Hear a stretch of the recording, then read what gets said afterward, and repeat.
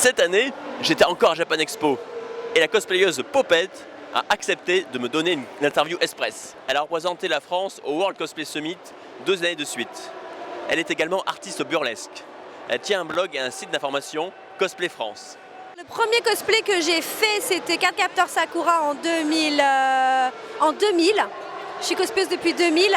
Mais le premier que j'ai conçu réellement de A à Z, c'était en 2001.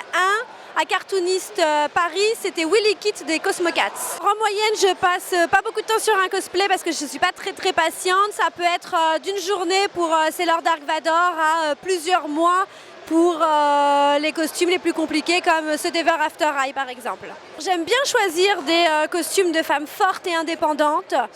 Bien sûr, j'aime bien quand le design me plaît, mais c'est vraiment important pour moi que le personnage soit un personnage qui me plaise, qui me séduise, qui soit un personnage fort, qui corresponde à ma vision du cosplay et de l'image de la femme. Je pense que le costume dont je suis le plus fière, c'est celui de Loki parce que je l'ai fait en ayant très mal au poignet.